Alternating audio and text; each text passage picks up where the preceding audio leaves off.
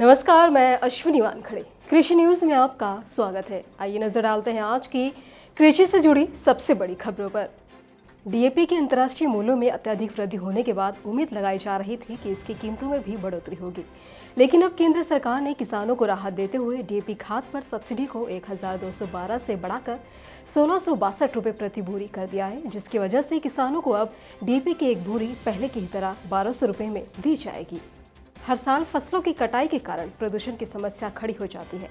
कई राजनीतिक पार्टियां सत्ता में आई, लेकिन स्थिति अभी भी जैसी की वैसी बनी हुई है। लेकिन पराली से निजात पाने के लिए इस बार सरकार पहले से ही तैयार है। दरअसल कृषि और किसान कल्याण मंत्रालय ने पराली की समस्या से निपटने के लिए पूसा में एक कंट्रोल रूम स्थापित किया है। ऐसे में किसान किसी भी तरह की समस्या से निजात पाने के लिए 30 नवंबर 2021 तक स्थापित नियंत्रण कक्ष में सुबह 8 बजे से शाम 8 बजे के बीच 7982300321 और 7982332008 पर संपर्क कर जानकारी प्राप्त कर सकते हैं। Krishi Jagran and agriculture world के founder and editor in chief MC Dominic आए दिन किसानों के लिए कई तरह के इनिशिएटिव लेते रहते हैं। तो अब इसी के साथ एमसी डोमिनिक ने एग्री स्टूडेंट्स के लिए एक नई पहल की है, जिसके तहत युवाओं के लिए वेबिनार का आयोजन किया गया, जिसका विषय था agri students vision for modern agriculture, जिसका सीधा प्रसारण कृषि जागरण के फेसबुक पेज पर भी किया गया। We have to slowly we have to maintain the quality. And coming to my second point, I hardly believe that we have to really work hard on supply chain management system. As supply chain management system in India is very poor because procurement, let us see the example of wheat and rice. It is procured in a very heavy amount, but it is not distributed properly. And now one of the most recent example is about the oilseeds crop. The prices of oilseeds we have all seen has increased dramatically high.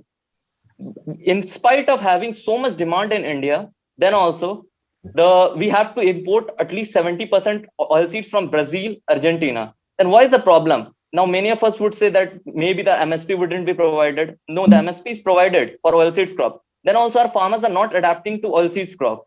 The main reason is they believe that if they will grow wheat and paddy, we have to work on to change the mindset of the farmers.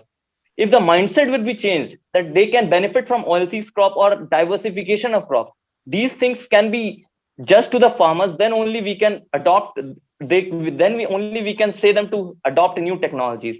I believe into that part mostly.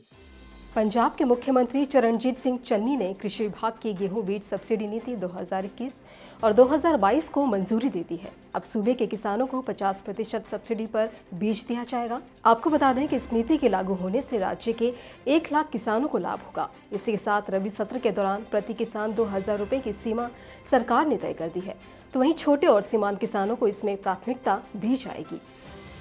कृषि जागरण की team ने आज दिल्ली के कई ग्रामीण क्षेत्रों में visit किया, जहां उन्होंने ग्रामीण स्तर पर छोटे व सीमांत और साथ ही प्रगतिशील किसानों से बातचीत कर कृषि से जुड़ी उनकी समस्याएं जानने की कोशिश की और साथ ही उन्हें खेती से जुड़ी अथवा सरकारी योजनाओं से संबंधित जानकारियों के बारे में भी जागरूक किया।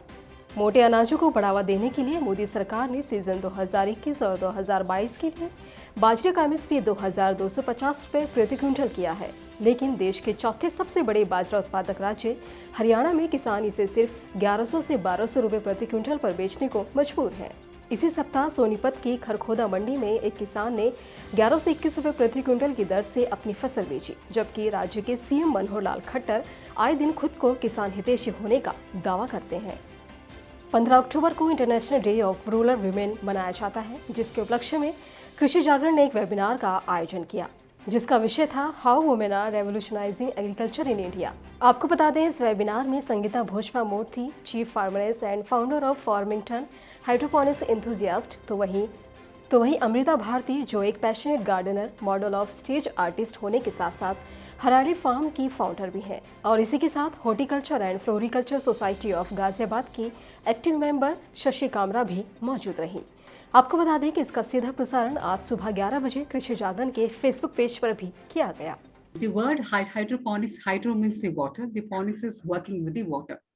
It is a very small subset of a huge topic called soilless cultivation. Generally, people call hydroponics even for the cocoa peat as well. It is not necessary that hydroponics is only water growing in India and all over the world.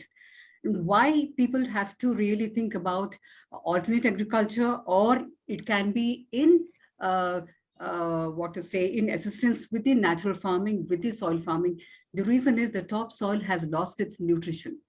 The entire pandemic phase now, the entire world, whatever we are facing now, is all about nutrition. Bharat से जैविक उत्पाद के निर्यात को प्रमाणित करने वाली 5 एजेंसियों पर बैन लग सकता है। प्रमाण एजेंसियों के खिलाफ ये कार्रवाई यूरोपीय आयोग द्वारा की जा सकती है। उन्हें ब्लैकलिस्ट किया जा सकता है। इसके पीछे की वजह यह है कि भारतीय निर्यातकों ने यूरोपियन काउंसिल के मानदंडों को पूरा नहीं किया। भारत से होने वाले जैविक निर्यात में एथिलीन ऑक्साइड तय मानक से ज़्यादा पाया गया। दिल्ली एनसीआर के वायु प्रदूषण में इजाफा होने लगा है। हरियाणा और पंजाब में पराली जलाने से पहले ही दिल्ली एनसीआर में वायु गुणवत्ता स्तर 150 के पार चला गया है। ऐसे में जल्द ही दिल्ली एनसीआर में वायु प्रदूषण की स्थिति गंभीर हो सकती है। इस बीच भारतीय मौसम विभाग की ओर से राहत की खबर है। दरअसल रविवार और सोमवार को बारिश होने की संभावना है, जिससे न्यूनतम और अधिकतम तापमान में कमी आएगी और साथ ही ठंड में भी इजाफा होगा। इसी तरह के अन्य खबरों के लिए जुड़े रहिए कृषि जागरण के साथ। धन्यवाद।